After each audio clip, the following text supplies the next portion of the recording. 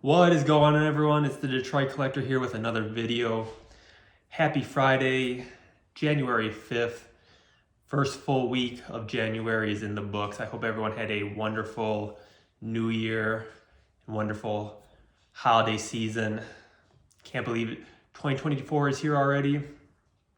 Really excited for the year. Let's kick this year off with a bang. Let's get to some goals for 2024. 2023 was a great year for collecting, for my collection, and just finding some cards that fit my collection and how I like to collect. 2024, I wrote down a few goals that I'm going to try to accomplish this year. So I got my list right here. I will say that I think having a list of goals is a great way to kind of keep you on track with your collecting. One problem with me in 2023 was that I was all over the place with my collecting. I didn't really hone in on one set, one collection, one player. I was jumping all over the place, and that was kind of a problem with my collecting in 2023. I wouldn't say I had a problem with collecting in 2023, but I really didn't make a big impact on any of the goals that I'm looking for to doing with my collection. So I wrote down a few goals that I want to do for 2024, and I'm going to hold myself accountable with these this year, and I'm going to try to knock off as many as I can. First thing I do every year is I update my Excel spreadsheet. So right here is I titled it the Ultimate Hall of Fame Collection Excel sheet, and it right here, it has all the players, managers, umpires in the Hall of Fame and what their respective rookies are, or if they didn't have a rookie card, whatever popular main card they have for each individual. And I update this every year, so I go online and I update the prices to reflect how the card market, the hobby market is performing over the last year, and I get a good understanding of what these cards are going for these days. With me, I'm a big pre-war guy, pre-war vintage guy, so a lot of these cards, they don't have any changes in prices because they just never show up on the market that much. So those usually will stay the same, but a lot of cards, probably 1950 to the 90s, those prices will change. I noticed from the end of 2023, compared to the beginning of 2023, is that prices have dropped dramatically in terms of Hall of Fame players that are more common, 90s, 80s, the 60s, 70s, 80s, everything after 1950, those prices have dropped dramatically since the beginning of January 1st, 2023. So that's great for us collectors who are just looking to build on our collection and buy at prices that are reasonable. So I update this list every year, and I'm going to go over what my 2024 goals are.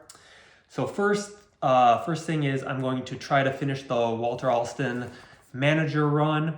I started this back in June of last year, June or July, and it's one of those things, like I said, where I jump around a lot, and I get these new ideas and these new collections I want to build and sets I want to complete, and the sets just keep adding on and adding on throughout the year, and I'm going to try to limit that in 2024. But the Walter Alston, I do want to complete. I am about 68% done with that. I think I need 5 more cards, so I will complete that in 2024. I'm pretty certain of that. There's nothing rare or hard to find with him, so get those 5 more cards, and complete that manager run.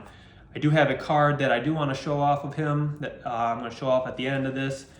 I did add one more card for his manager run, so we are knocking it off at the beginning of the year. Goal number 2 is I want to start a new player run, manager run. I already know who I'm going to choose as my next player run. I'm going to do that after Walter Allison, and I'll bring it up in a future video. But I want to focus on Walter Allison. I don't want to start any other players or any other managers and just get to be jumping around back and forth. I want to complete one and then move on to the next one. But I already have that individual picked out, so I want to start that in 2024. Goal number 3. This is kind of unique to me. So I want to start this new trend with myself, where the National is such a big card show, and it jumps around from city to city almost every year. And I want to try to incorporate my collecting with where the National will be. So, for example, the National 2024 is going to be in Cleveland this year. My third goal for 2024 is to try to collect a player from Cleveland, and I want to try to get a massive card from that player. So a Cleveland player, the guys I'm looking at are Nap Lajoie, Tris Speaker, Addy Joss. I want to look to get a big, massive card from one of those individuals. They also have Joel Sewell, Larry Doby. I'm not really looking at Larry Doby. I'm not looking at Satchel Paige. I'm not looking at Early Win. I'm not looking at those guys. They're a little later on in the years. I'm looking for more of a pre-war kind of thing. Cy Young's there, but he's out of my, I'm pretty sure he's going to be out of my price range. But I may be also looking at Bob Feller, maybe a Gowdy, Bob Feller, or a 48 Bowman. And then like Stan Kovaleski, Lou Boudreau. Those are the kind of guys I'm trying to hone in on for collecting a massive card. But I'm really looking at like Nap Lajoie, Tris Speaker, Addy Joss. Those are the top 3. I'm going to try to get one big card from them that represents Cleveland National, and then I'm going to try to do the same thing next year. National being in Chicago, I'm going to try to hit a Chicago player, either Cubs, White Sox, Black Sox, those kind of things. So that's a pretty cool goal that I like that I added. Goal number 4 is I want to. So why do we all collect? What's the end game for the collection? When are we just going to call it quits? It's a hard question to answer. For me, if I had to give a answer to that of when is the time to hang up, I think it would be, if I ever did collect the Hall of Fame run that I've been doing for a few years, that is my main goal. That is my goal above all goals. That is the thing that keeps me going in this collection, this sports card hobby.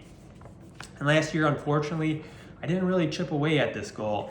As I said, I was jumping around all over the place. I was doing stuff for player runs, and I was doing set runs, and I was finding random rare cards that you just don't see on the market anymore, and I was purchasing those instead of just honing in on the Hall of Fame collection. So I'm going to try to eliminate that in 2024. Try being the bold underlined word right there.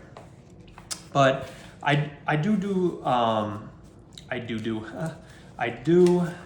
have statistics of how far I progress on these on this collection, and in 2023 I'm only 8% done with the Hall of Fame collection. I'm only 8% done with autographs and I'm only 8% done with cards. So for 2024, I would like to increase that number to at least 15% for both autographs and both cards.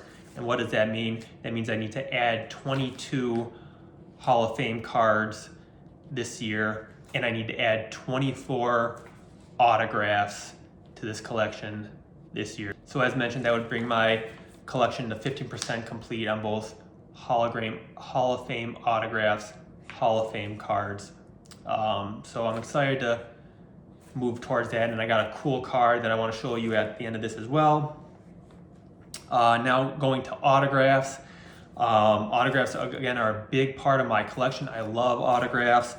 What another goal is I want to collect a Hall of Fame autograph baseball from a player prior to getting into Hall of Fame of 1962. So I'm talking a pre-war guy, a dead ball era guy. I want to try to get one big autograph baseball from one of those individuals.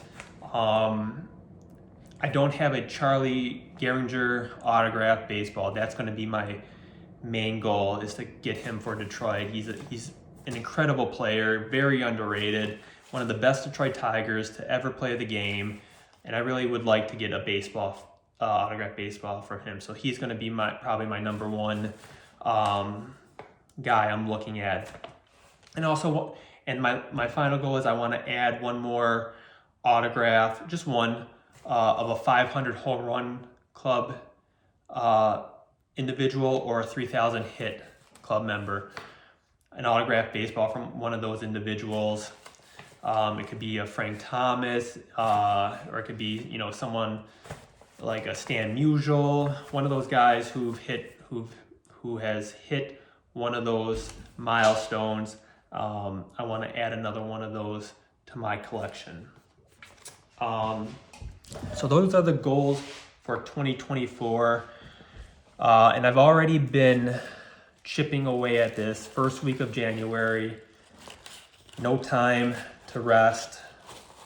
So first thing, as I said, I want to add more autographed baseballs to my Hall of Fame autographed baseballs to my collection, so I can get up to 15% completed.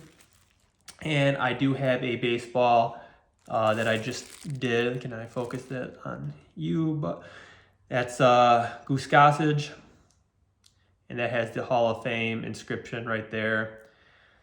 Goose, you can pick this guy up for pennies, to be honest with you. His autograph balls with inscriptions are only like $30 on eBay. This came with a JSA authentication. Goose, he's still alive. He's still signing a ton of baseballs. You can get him to. I don't know if you guys have seen his stuff on eBay. You can literally get him to sign anything on a baseball. And if you don't know what I mean, just go on to eBay, type in Goose Gossage autograph balls, and just look at some of the stuff that are on these baseballs. They're pretty crazy. I'm going to pause this really quick, turn it around, and show you two cards. All right, so first card I want to show you, again, this is going after the goals that I've put in front of me for 2024. So I wanted to complete the Walter Alston manager run. And here is one card I picked up for in the beginning of January, actually the end of December, but we're going to count this for January.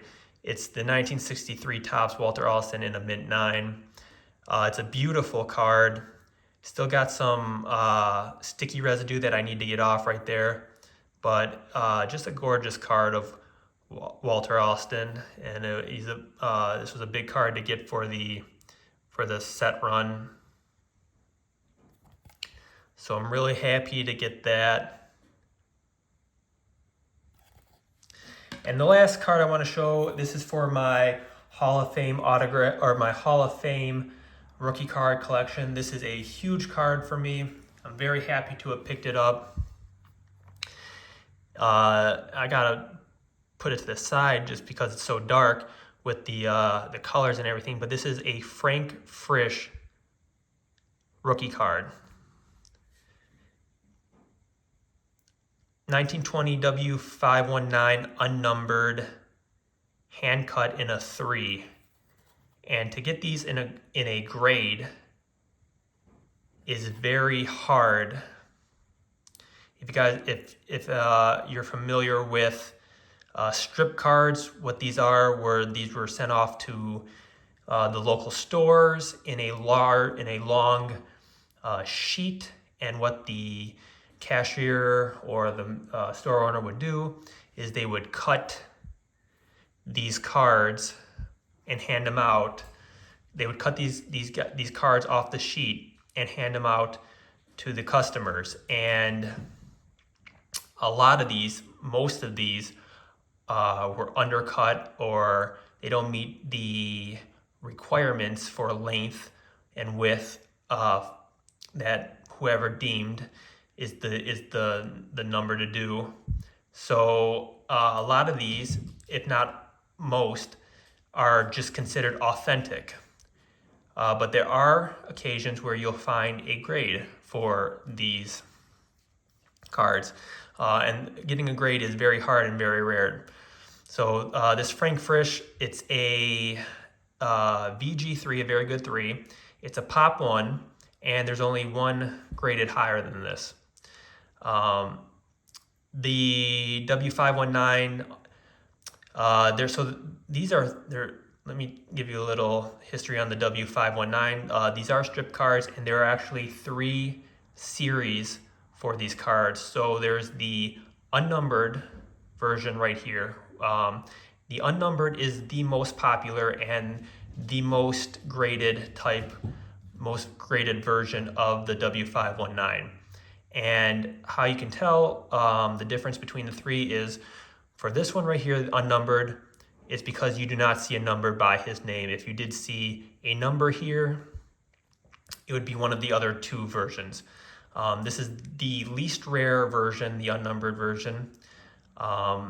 And there are 2 other versions. So there's the W519-1 and the W519-1-2. So the W519-1, it's 20 cards, and you'll see the card number right next to the name in black ink.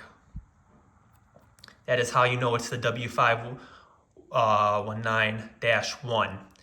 Now, the second series is considered the most rare series and the most scarce series. It's a W519-1-2. And it's the same situation. Well, let me rephrase that. There's only 10 cards for that set, for that series.